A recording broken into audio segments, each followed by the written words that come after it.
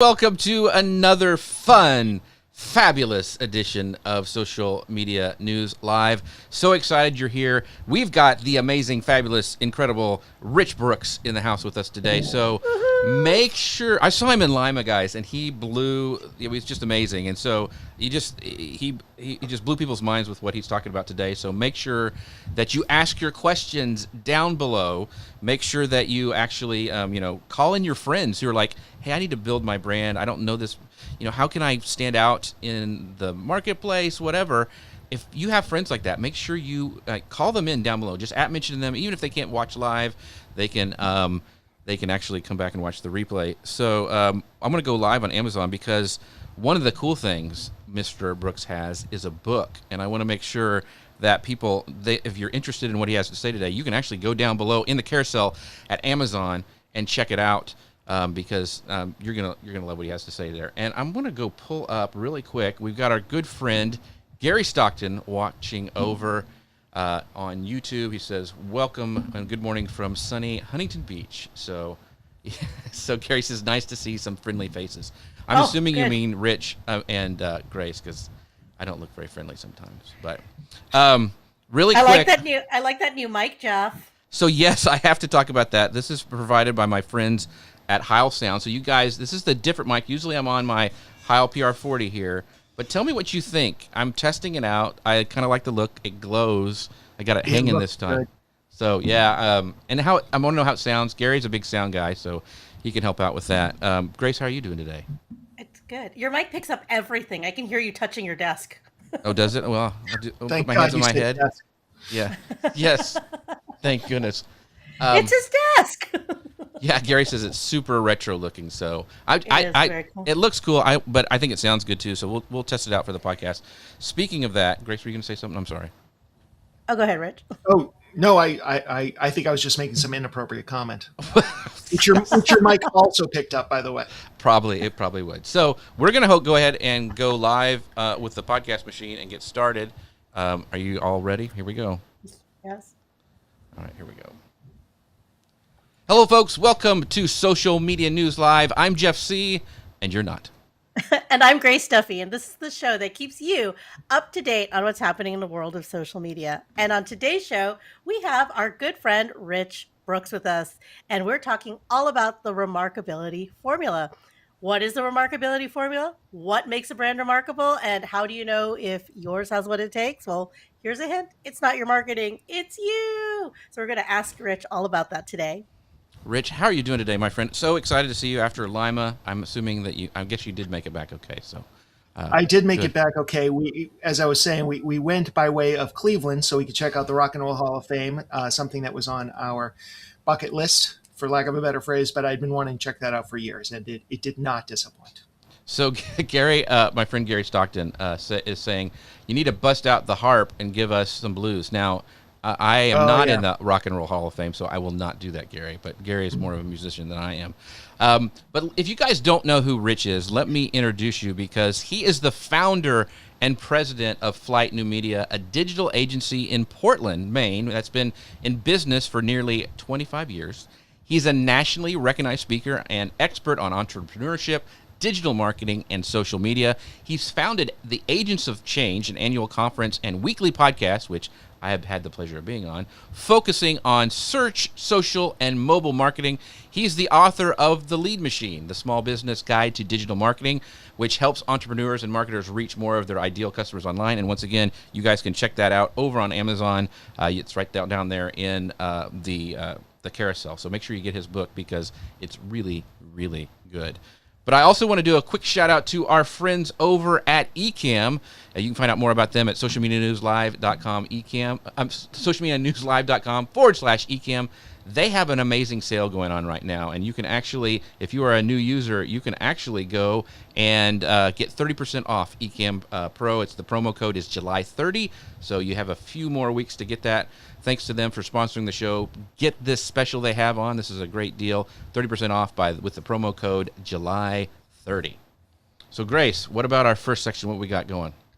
Well, the first question, obviously, is what is the Remarkability Formula? So, we on the show talk a lot about standing out online. It's a big top of mind, big topic that's top of mind nowadays. In our industry, we're always fretting about platforms and hopping on the next big trend, and the diminishing attention spans that we keep hearing about, which of course is happening, right?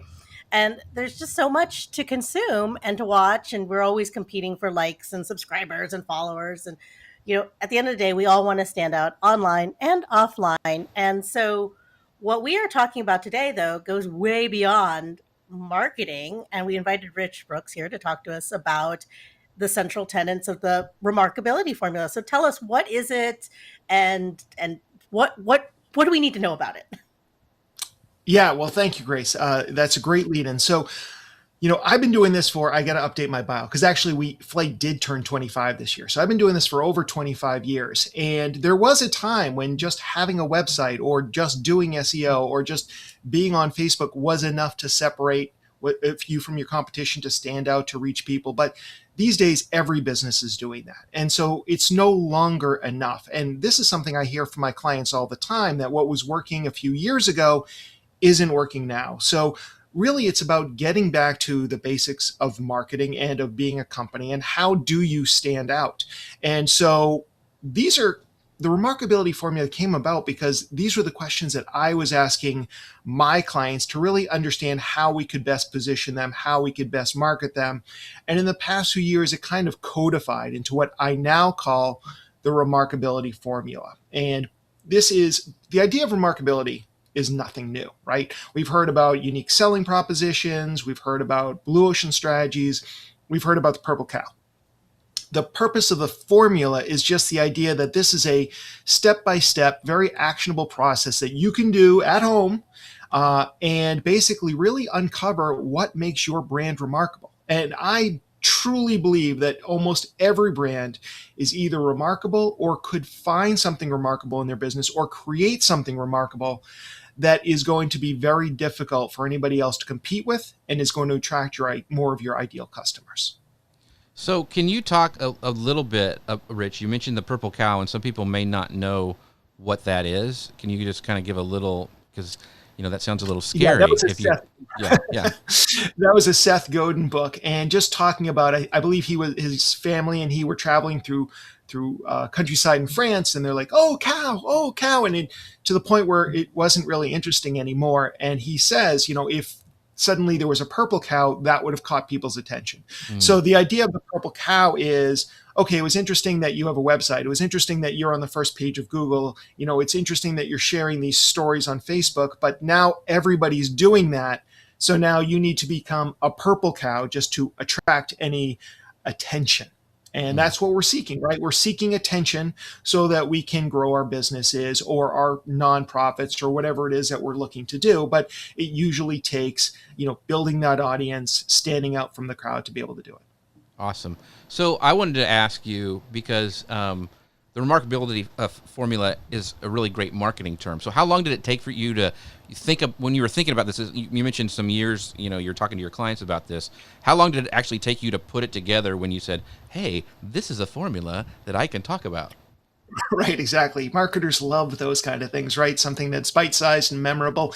I had been thinking about this idea for a while, and then you and I were talking about the fact that I took the Heroic Public Speaking course from Michael and Amy Port, and I had this idea about the fact that there's too much sameness out there, and you really need to figure out what makes you stand out. And then once I said the word remarkability, everything just kind of fell into place. And it's funny because once I started using that word, it resonated with people. Like, yes, I want to be remarkable. But it can be a big, scary word as well. So once I realized that that's what I wanted to build around, I started pulling in stories about companies that had done something remarkable or were remarkable in some way. And as I started to pull together all these stories, I started to find that they kind of fell neatly into 4 different categories. And those are the 4 lenses that I talk about in the Remarkability Formula, which are find, focus, forge, and frame. And certainly happy to kind of do a dive into each one of those, depending on how you want to run this. Yeah, I would love to. So let's let's go ahead and start with it. Like, what when you say find, does that mean just Google it? What are you talking about? What is what does it mean? Right. So when I go through the process with clients and when I've done it with myself, find is where I like to start because it's the easiest thing. If you can find something that already exists that's remarkable about your company, the reason why people choose you over your competitors, all you really need to do is then just identify it and give it a name. So that's really easy. And just one quick example of how this might work for you is I tell a story about when I bought my first house and I needed to get the house painted. A lot of people might think, well, house painting isn't really remarkable. Like, you can't be remarkable if you're a house painter. But what this guy did is he brought 20 people to our house and got the entire house painted in one day, and then came back another day for the second coat. 20 guys like just swarming on our house like a NASCAR crew, and turning it from before to after in just 2 days. Singing sea shanties the whole time. That was remarkable. I don't think they really sang sea shanties, but that's how I like to remember it. Right. My neighbors took notice, and that's remarkable. And it's also got one of the tenets of remarkability that it's not easy to replicate, especially in this job market. I mean, keeping 20 guys, especially a seasonal business like that, on staff is very difficult. And most other painting companies are not going to try and go head to head on that particular element of remarkability. So find, it could be about your product, it could be about your people, it could be about your pricing.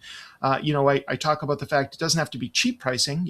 Grey Goose vodka, Right. When they came to market, they could have priced themselves along with other premium brands of the day. They just call themselves super premium, which didn't exist before then. And suddenly they're charging twice as much per bottle, and they can't even keep it on the shelves. So find the thing that's remarkable, the reason why people choose you already. Interview your current customers. That's usually the first lens we look at. And you don't want to stop there, even if you do find something. Like, my whole premise is use all 4 lenses, because the more you can find that's remarkable about your business and then kind of tie those things in together, that's where you really start to stand out. One of the things with, I just listened to a podcast, Business Wars, which I love, and there was about Haagen-Dazs, and it was the same thing. They weren't really that much better. They, whipped it up a little bit different, but they went with that premium pricing, just like Grey Goose vodka. So it was a fascinating story. So, Grace, you got the next one? And the umlauts. What'd you say? They sound, go ahead, Rich. I was just going to say, and the umlauts. Nobody was doing umlauts back then, except for maybe death metal band from Sweden. So, I mean, really, they kind of... Yes. I want to say that as a kid, I remember liking Haagen-Dazs because it sounded exotic and unique, right? Like it sounded upscale. Like, I don't know. I'm in Texas, so Bluebell was our more standard. than like St. Brigham's, right? Yeah. Yeah, you don't even mention any other ice cream than Bluebell in Texas. Come on. No, Yeah. You will be hauled out of the state given Haagen-Dazs. Let's hope, right? So let's walk through the process of really thinking about the remarkability for ourselves, for our brands, for our own personal brands. And this doesn't seem like something that you can probably be dashed off in one afternoon or even done in one company retreat. So how much time should we, as either solo entrepreneurs or as a brand, devote to this process to really get it? That's a great question, because usually when I lead somebody through it, I usually spend about an hour with them and I go through each of the 4 lenses, but you can't always answer every question. First of all, you may not find something remarkable about your business in every single category. And the Forge lens is actually about creating something extrinsic to your business, but is in keeping with your mission and values. So it may be that you've never done this and there is nothing extrinsic to your business right now that you can point to and say that's remarkable. So it may be at that point about like, okay, we need to create something. We need to forge something remarkable about the company. And that could take something, that could be a few hours, or it could take weeks or months. And we were talking about putting on an event, and putting on an event can take months of planning. So it really just depends on what you need to accomplish. Some people might sit down and might get it done in an hour, might say, oh, you know what, actually, so we bring 20 people to the job site, we get it done in 1/10 of the time of anybody else. And that's what makes us remarkable. And so then you can lean into that and make that part of your marketing. But I would say it starts with an hour, but it's probably an iterative process for most companies. I always look to find the things that aren't easily replicable. So the competition's not going to say, oh, we can do that too. Like Facebook ad campaign, anybody can replicate a Facebook ad campaign. So finding something or uncovering or niching down to a point where people can't easily compete with you, that's really critical. But over time, sometimes some elements of remarkability are about the novelty. So it might be that something is really remarkable for a year or 6 months or a week, depending on what it is. You can take advantage of that, but then you're going to have to move on and find some things that are a little bit more evergreen, or just keep on finding new elements of remarkability that rely on novelty. So as I was going through your process, like the thing that I really had a hard time wrapping my head around or thinking about it was that Forge. And I've heard you call it fashion before, but Forge. I just changed the name because everybody got confused. Yeah. So what would you like me to call it, fashion or Forge? Which is better? Oh, Forge. Forge is the right one. Okay. Fashion, everybody started thinking I had to get dressed up.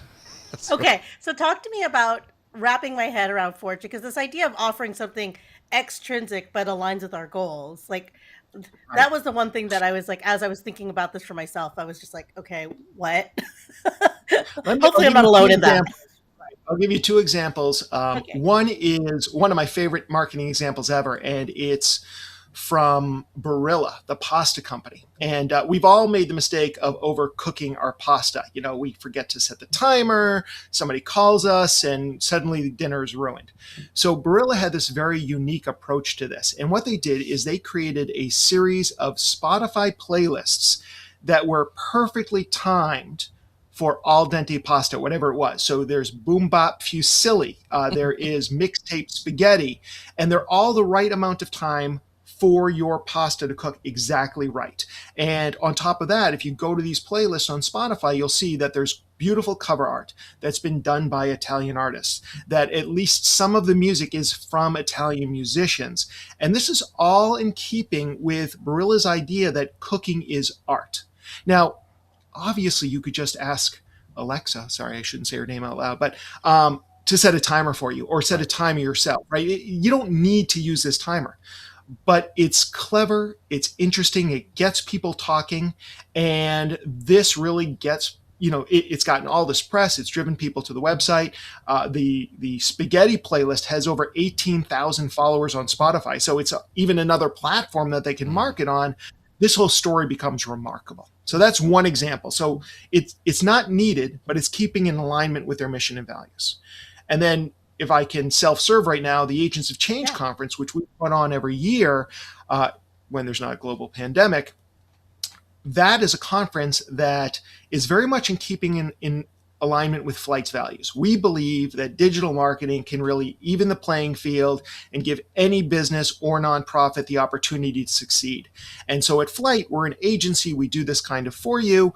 Agents of Change is about teaching people the tools of digital marketing, the strategies so they can succeed. Obviously, you don't need to go to the conference to hire Flight and vice versa. So it's extrinsic to what our main offering is, but it is in keeping in alignment. But it works for us because once I get up on stage in front of the Agents of Change crowd, they also see that I work for Flight New Media. And they, a lot of the stuff like the bags are co-branded Flight New Media and Agents of Change. So we've gotten into a lot of boardrooms that we're not even in around Maine, New England, and across the country for people who have come. And they're like, we should at least be talking to Flight New Media because this is really what they do. And I know from talking to clients like, hey, how did you find us? Well, I've been going to the Agents of Change for 3 years. I'm finally ready for a new website, or I'm finally ready for some SEO. And so that's been a great thing. And again, putting on a conference is a ton of work. None of my local competitors are going to say, hey, look, I'm going to put on my own 300 to 400 person event here in Maine that's so depopulated that we still have only one area code. And they certainly won't have famous people like Grace and Jeff who could come out to speak at this conference because they don't know the people I do because they haven't gone to these conferences. So these are the things that help make Flight remarkable. And they're difficult for now, those other competitors, great agencies in town, they may do something else. One of them focuses just on e-commerce. Another one really focused on getting their B Corp certification. So you just have to lean into what makes you remarkable, and not try and copy someone else. So really quickly, I want to pull up some comments because I want to go through. So we've talked about find, we've talked about focus, we've talked about forge, and this last one I want some questions about. But let's see. Sabrina says she's listening to Rich Brooks Take Flight. Thanks, Sabrina, for coming and listening again. She's a faithful viewer and listener. And I wanted to spell out flight, because if you guys are listening to this podcast, it's take, and it's FLYTE.com. So if you're typing it in like it sounds, you'll I don't know where to go, but don't do that. Go to FLYTE.com if you're listening. We also have Martin is on LinkedIn, and he goes, brand management is paramount to my business. I spend a large amount of time on my branding, frustrating my web manager and graphic designer, but competition is good. I call it cooperation. I think that's how I say it. I don't know. But anyway, great point there, Martin. He's also a faithful viewer. He goes, also, so many don't care about their brand, then wonder why they aren't securing any business. So very true. And on that note, Rich, I wanted to ask. Absolutely. I was just agreeing with Martin there. Yeah. So on that note, and as we go through these, do you have to go through them in order? Because I think a lot of times that focus we kind of glossed over a little bit. You talked about how to stand out, and you talked about, Facebook ads. Everybody can do Facebook ads. But if you're agency that does Facebook ads for nonprofits, then you start going into that scaling of being more remarkable. And like Mitch Jackson, who's a lawyer, he is the metaverse lawyer. Aren't many metaverse lawyers right now. So that kind of stuff. So do you have to go through them in order? How long do you spend on each one before we get to this last one? Is kind of, what are your thoughts on that? Yeah, no, you don't have to go in order. I tend to have my own order, but it doesn't mean that it's the right order. For me, I usually go find, then I go focus, which we didn't really talk about, but is a lot of niching down until it hurts, where you're the only person serving a specific audience with a specific pain point. That's another great way of really becoming remarkable.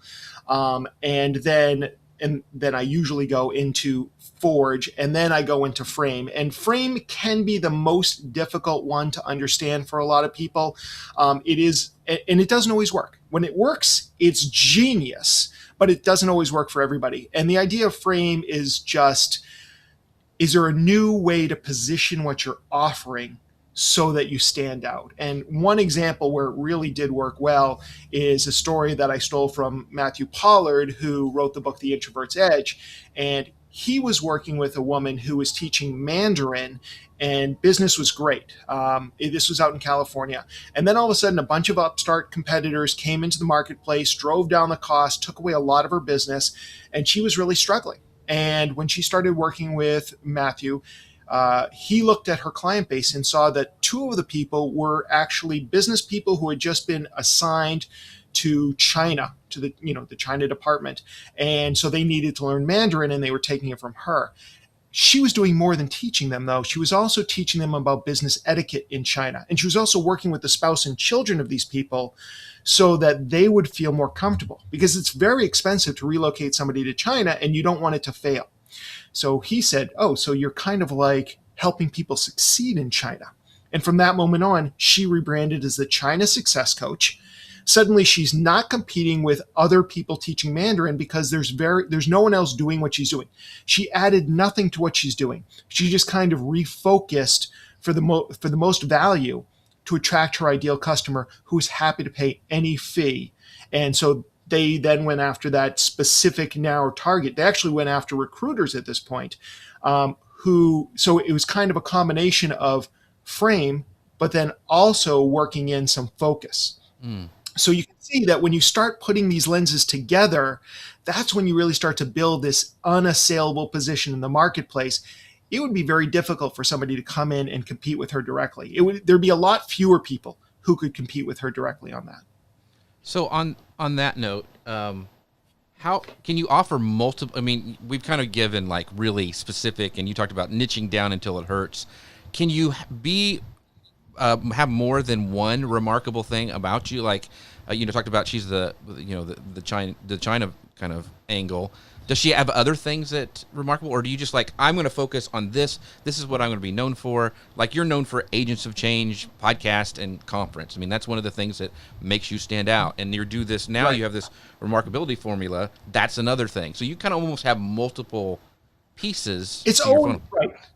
It's always good if there are multiple things that make you remarkable. And my guess is most businesses, once they go through this process, are going to find more than one thing that makes them remarkable, or they can make a change fairly easily that will make them remarkable.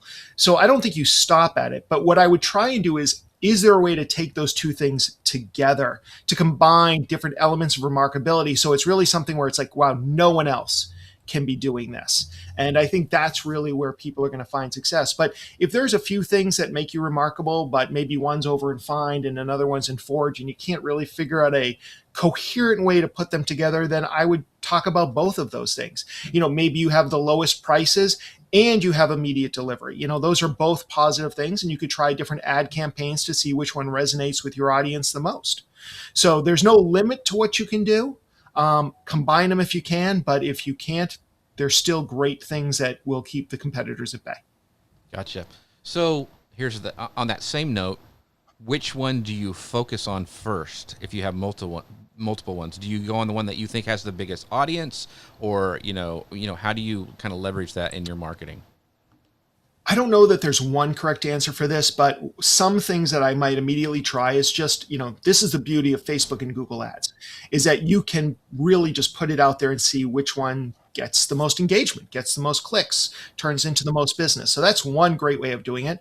And the other thing is, if you've been in business for any length of time, go to your customers and say, hey, look, here's 2 or 3 things that we think help us stand out in the marketplace. Which one resonated with you? And very often with the find process, and this is why it is an iterative process, I'll tell people if they don't know what makes them, what's already remarkable about their business, is go survey your current customers. Why did they choose you? Those sort of things. You'll start to hear some words that come up on why they chose you over the competition. And that may be the most important thing. Because another important thing to keep in mind is remarkability is a lot like beauty. It's in the eye of the beholder. If your customers, if your audience don't find something remarkable about your business, then it's not.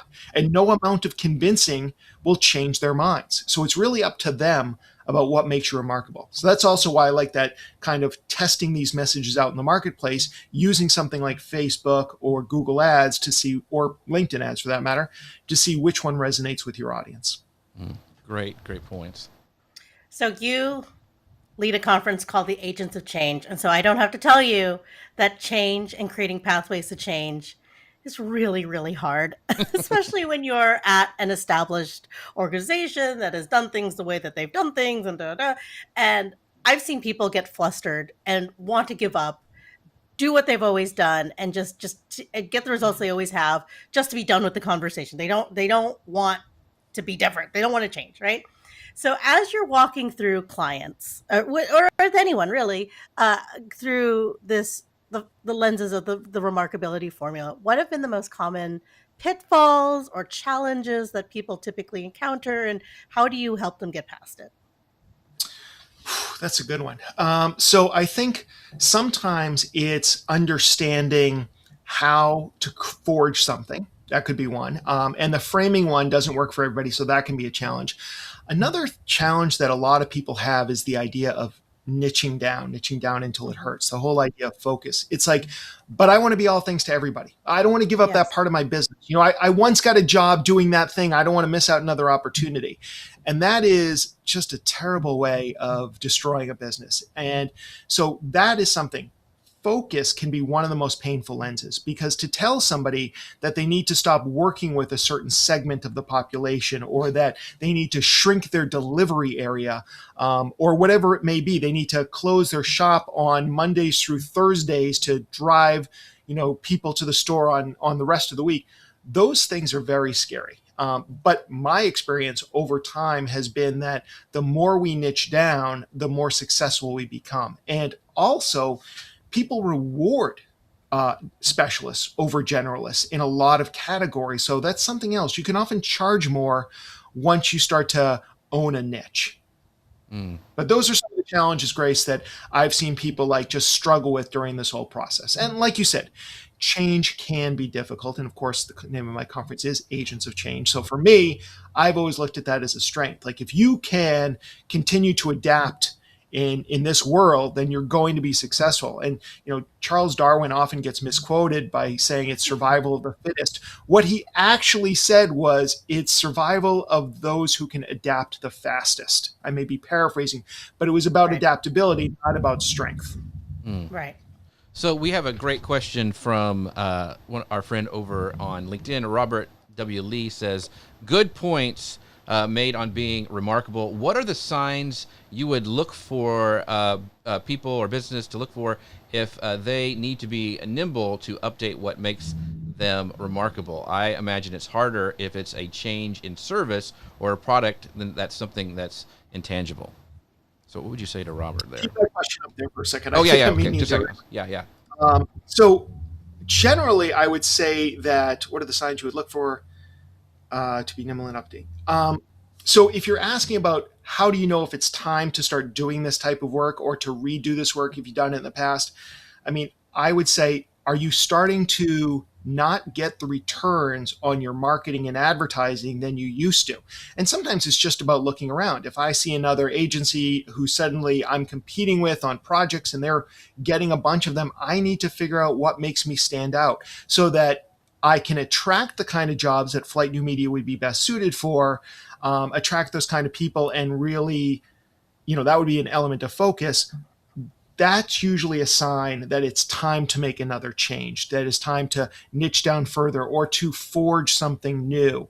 Hope I understood your question correctly, but that would be my response. Yeah, Robert, if you have some follow-ups, just drop them in there and we'll pull them up on screen as we go along. But Grace, did you have another question on that same topic? I was just trying to digest that question. Right.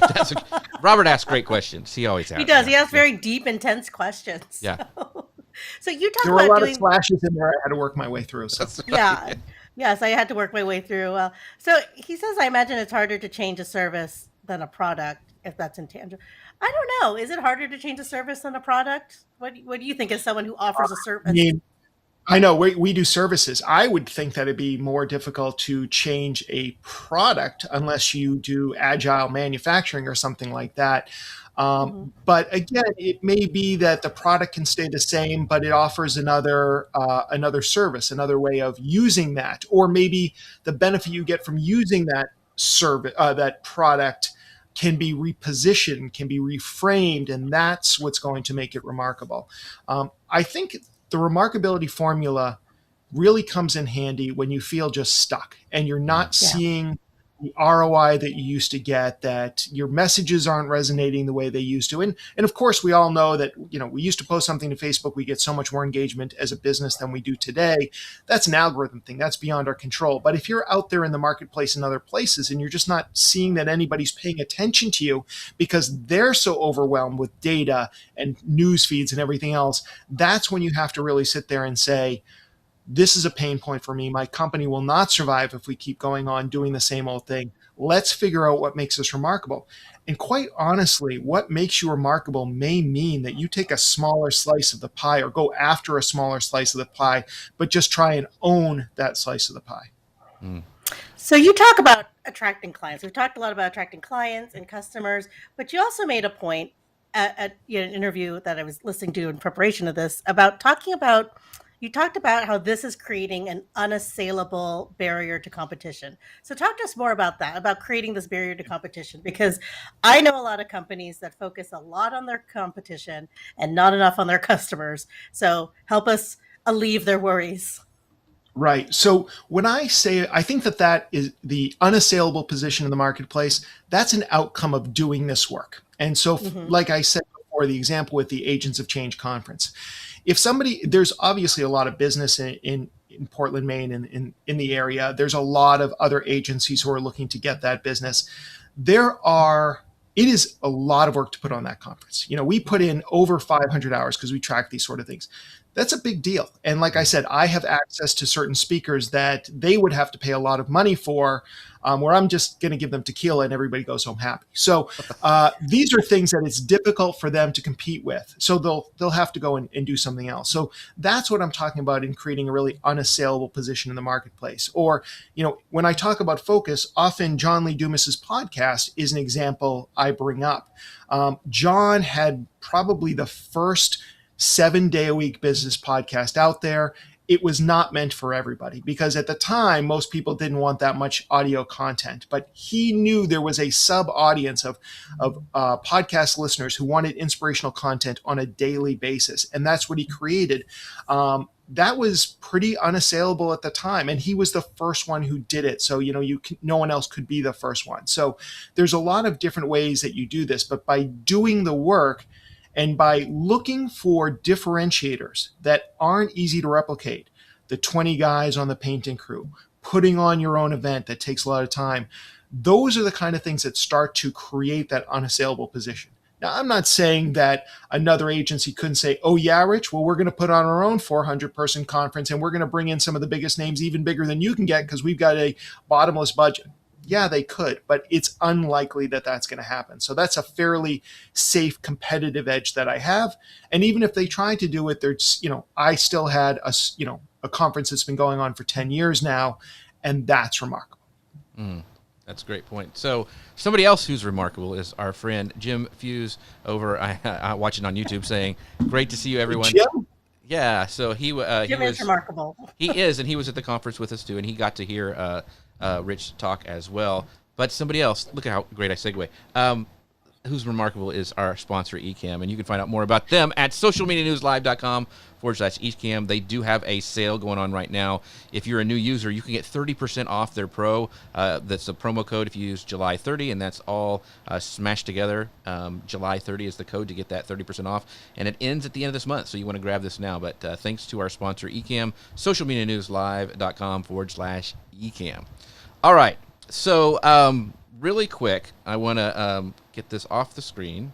There we go. I want to talk about, we want to talk about how to do this in like real life. This has kind of been theoretical. We've got some great, had some great examples, and now I want Haagen-Dazs. Don't tell Bluebell, that's right down the road from me. Oh. But I just, we've got, and the, Grey Goose, of course. I don't know if that would go together or not. There's probably a cocktail that would. But let's get really practical. And Grace, I know you had some great questions about this, so just dive right into that. We do the show so close to lunchtime, and there's always a point in the show, Rich, where Jeff starts like talking about food nonstop. I hope this mic didn't pick up my stomach. Yeah, it's not a thunderstorm; it's Jeff's stomach.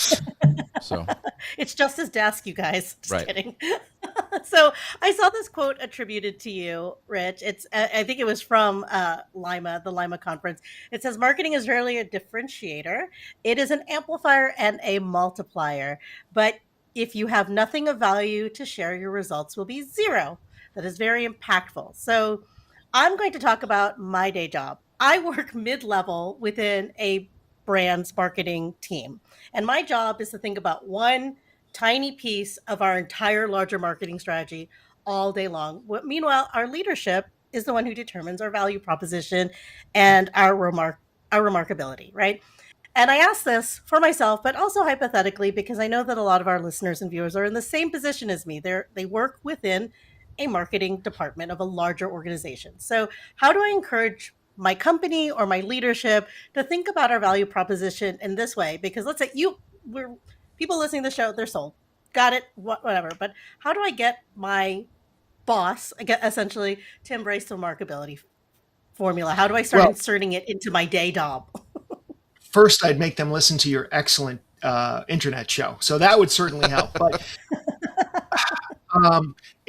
and I'm not one to give advice for managing up, as I've run my business for 25 years. I can't even remember the last time I had to work for somebody else. But I would say, a couple different options. I don't know if any of these will necessarily work for you, but maybe for some of the people in the audience. One is if you are just in control or have some say on one specific element of what's going on, maybe try and use a remarkability formula to uncover what make that small segment remarkable and try and work that into some of the marketing and advertising and communication that you do around that piece of it.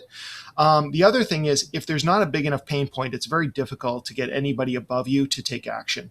But if you can show some numbers, I love looking at Google Analytics. I love looking at those kind of analytics and just understanding what's moving the business. If you can show that there's been a downward decline in social media engagement or traffic to the website or conversions on the website, then you can agitate that pain point and say, look, I actually think that there's some things that we could be trying right now that might work. Could I have a little bit of the budget, or could I have a little bit, or could we have one meeting that we kind of walk through this process to really understand what can help our product stand out? Because our product, our service, our offering is in a sea of sameness. And if we don't stand out soon, we're going to lose all the traction we built up. So it's a little bit of a sales job to the people above you. But the other option is, like, is there something, it sounded like you had control over a segment of what the overall brand is doing. Maybe just try and focus that remarkability formula on that segment. That's good great advice. So I love that. I want to flip that a little bit. So kind of have the opposite perspective here. So I collaborate with other creators, and we talked about how great it is to have a podcast and a live show because you get like free consulting, which is what we're doing now with Rich. And I have a weekly mastermind as well, but I would be considered like a solo entrepreneur or a personal or business brand. So sometimes it's hard to get out of your own head, and that's why I love masterminds. That's why I love doing what I do. Do you have any resources or consultants to help, guide me through this remarkability formula? Do I just need to buy your book? Where can I find out more? So the book is unwritten. It is a plan. So the book, the what is it called? The Lead Machine. What is my book called? That is more about straight up digital marketing, how to develop a digital marketing strategy for your company and to put it out in the world. The Remarkability Formula is a book that's up here, so it is not available on Amazon at this time. I do have my Agents of Change is also a podcast, and episode 400 was about the Remarkability Formula. I mean, obviously you could watch this again and go through it. I am working on a worksheet or a workbook, but it is not available. So I love talking to people about the Remarkability Formula. So let me just throw it out to your audience. If people want to book a free time with me, they can. I'll take a limited number of people who are watching this, whether it's live or on demand. Just reach out to me through my website, which is right there, takeflight.com. Find the contact form, reach out to me. Or find me on social media. I am the Rich Brooks everywhere. And I'd be happy to take on a few people and just do a free consulting as I'm continuing to capture more stories of remarkability anyways. But no, the book is not available. The movie is not yet available on Netflix. The rights, you got to sell the rights, get the rights out, So I want to. Yes, it was a goal for 2023 at this point. That's Gotcha. Just upload your brain to the cloud. That's right. Just to Amazon AWS. Just Rich to Amazon directly. Okay. Instead of Google, it'll just be Brooks. We'll just say, "Hey, did you Brooks it today?" And I'm like, "Yeah, we did." So. Yeah, we did. We do have some questions. Now, Robert, once again, he asked some great questions. And Robert, no problem asking questions. Ask as many as you want. And I'm going to read the first one, and then we'll put up the second one because it kind of broke a little bit. He goes, thanks, Rich, Jeff, and Grace. Rich is correct in his interpretation of my question. I understand his answer. The struggle is identifying in competitive industry where the barrier of entry is so low. It is, and I'll pull up this, as if identifying what's remarkable is enough when competitors are offering similar response to stand out. So you're in that crowded marketplace, you have those remarkability things, but how do you get that visible, I think is what Robert is kind of asking. Well, I think there's two things that Robert might be asking. One is, how do you make it visible, or how do you communicate it? And the other piece would be is, what if your competitors are basically saying the same thing? So if your competitors are saying the same thing, then you're not remarkable. No offense. If your competitors can replicate what you're doing very quickly, then again, that's not very remarkable as far as the formula goes. Because if anybody can do it with very little effort, then it's not going to stand up. That whole idea of like creating that unassailable position in the marketplace. In a very competitive market, it is very difficult. Like, this is something that helps some companies more than others, like almost anything out there. I would see what I could do to really find something that they can't compete with. And this might end up being a job for Forge. So for me, it was putting on a conference. Maybe for somebody else, it might be, and I don't know your industry, but is there something where you could have a scholarship to bring people up into this industry? Not that another company couldn't do it, but if you do it first, you'll be known as the company that did that. So there are things that you could get creative about and be known for. Oh yeah, there's a million people that sell that widget. But did you know they've got a widget scholarship, and they take 20 underprivileged kids and put them through college for this particular course load? And I'm just obviously riffing here, but Right. Those are the kind of things that would help you stand out. That it's not that your competitors couldn't do the same thing, but they would look like copycats. So they're probably not going to do the same thing. Just like Barilla Pasta. Any other pasta company could also create Spotify playlists, but none of them would get the recognition, rightly so, at this point because Barilla did it first. That's awesome. I would love for you guys down in the comments, tell us why you are remarkable. What is it about your business? If you've been listening to this and going like, I've kind of done this already, maybe kind of the focus. I would love to know what that is. And I'd like, Sabrina, I have a good idea of what yours is because you show up every week.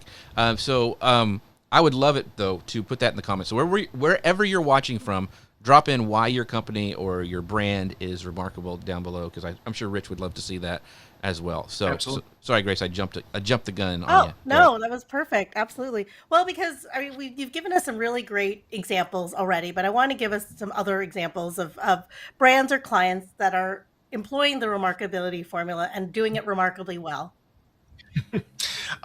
Clients of mine. So one I was actually on the phone with yesterday. This is an exam prep company for a specific industry, and they were the default exam prep company for this particular industry for years. If you wanted to get your certification, everybody went through this company. It was a tough exam prep, and a lot of people complained that it was too difficult. Well, when they came to us, they had started to lose market share. And it was because there was a number of upstarts that were talking about that the other one was too hard, it took too long, and they had created basically a minimal competency exam prep. So you would pass the test, which is all you really want to do anyways, with these hacks on how to pass the test. And they were like thinking of changing their business model to basically make their test easier. And my recommendation, which they thankfully went with, was actually you should lean into it. You're not really difficult. You're the most rigorous. And we even gave them a tagline to use when you're prepping for a career, not just an exam. The bottom line is those competitors are going to take some business away from them because they are. But we're going to go after the best possible clients. We're going to go after the industry leaders who are going to be doing the recommendations down the road. And they agree that they want to be providing exam prep for the people who are really going to be the best of the best. So no, they can't be everything to all people, but they can what makes them remarkable is already there. And then honing that message and communicating that message, that's the other key thing too. So that's one example of a company that's been doing it that almost did the wrong thing and tried to be all things to all people, but instead came back to their roots and just did a better job of identifying what made them remarkable and then naming it. And the other thing is they have one of the highest pass rates. They have the highest pass rates. It's almost 100%. They're actually part of university curriculum. So if they had given up what made them remarkable, they would have lost a lot of that. So, and they have a money back guarantee if you don't pass the test. So I'm like, there's no reason why people shouldn't be using you. That's great. So I want to bring up, I was thinking about, I think COVID really, people went through the fire. They actually a forge, almost like you were talking about. It caused them to change their model or rethink it and how to do it. Like some of my friends who are artists, they were teaching classes in a municipal building. I mean, they would come in, they'd have painting classes, whatever. Sure. That ended, and it wiped out a lot of them.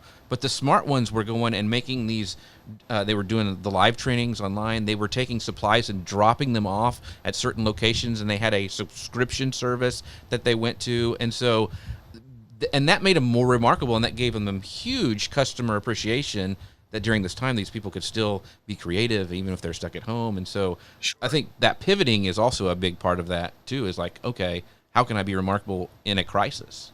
So Right. Well, and that comes down to your ability to adapt and change and just being able to roll with the punches. Pivot is a word that some people almost get triggered by, but yeah, to pivot. Yeah. Absolutely.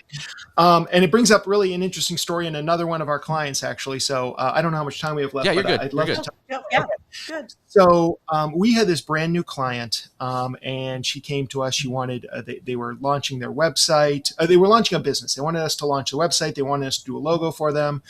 And so we did it. It was this plumbing company out of Pennsylvania. And literally, as they're opening their doors, COVID hits. There's no events to sponsor. There's, nobody wants service people in their homes. They're like floundering. And she thought digital marketing was going to be this like the salve that would fix everything. And, I had to explain to her, I'm like, yeah, SEO and local SEO will help. But Google doesn't know you. It doesn't trust you yet. It's going to take 6 months or longer for you to really start getting some good traffic from the search engines. And she had spent all her money on this jetter truck, this really powerful piece of equipment. So she didn't have a lot of money to spend on Google ads or Facebook ads. And she was like really getting frustrated. And I felt bad. There was not a whole lot I could do.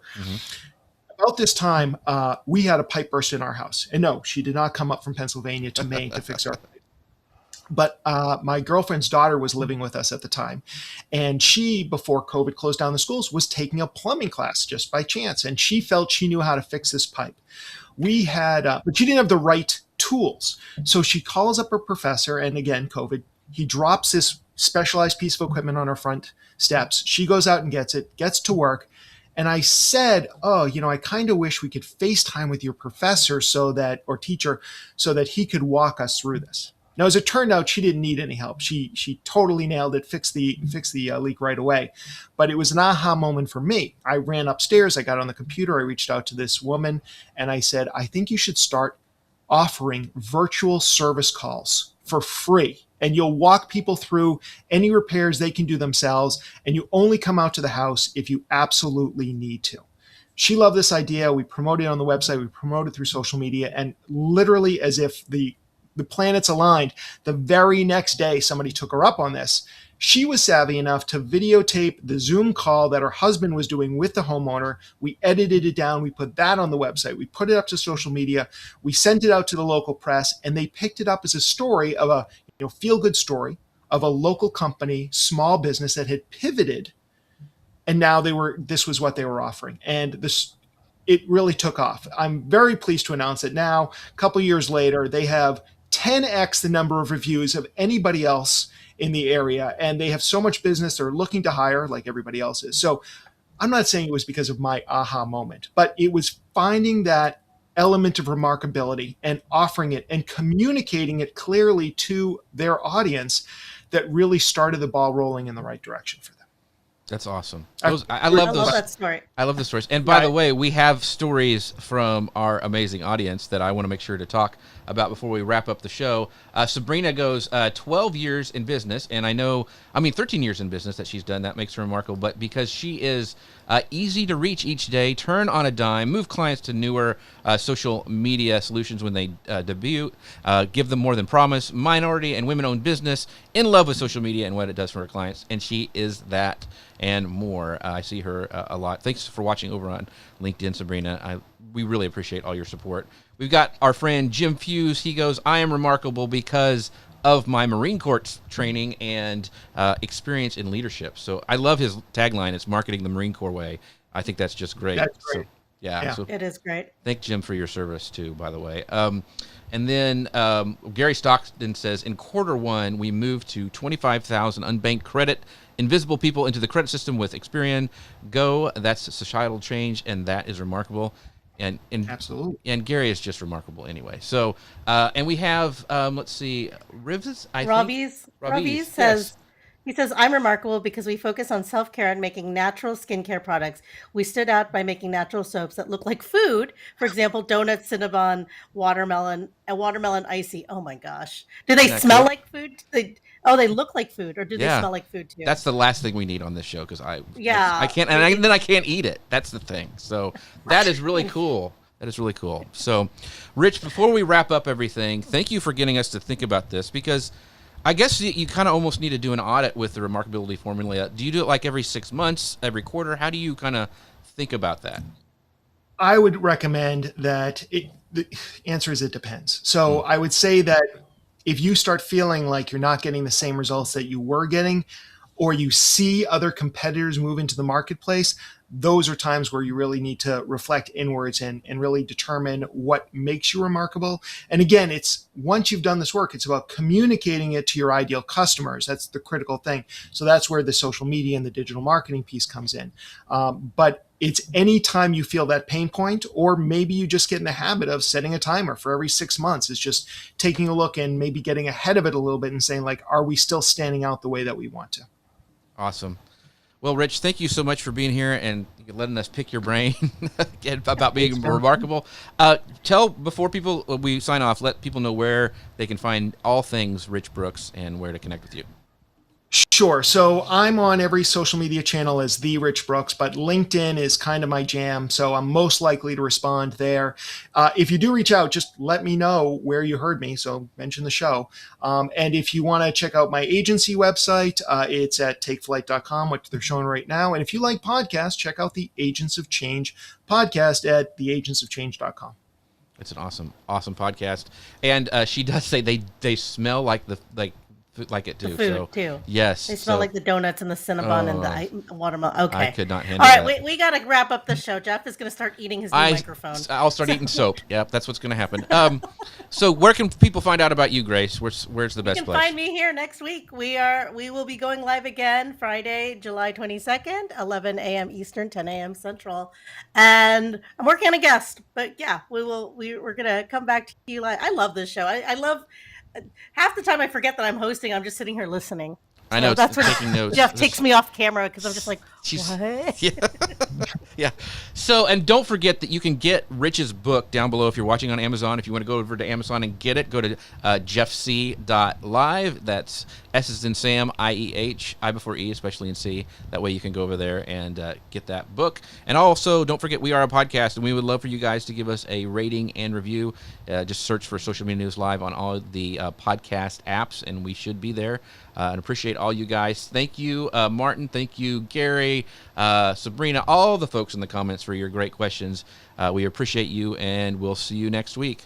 Bye, everybody. Bye, everyone.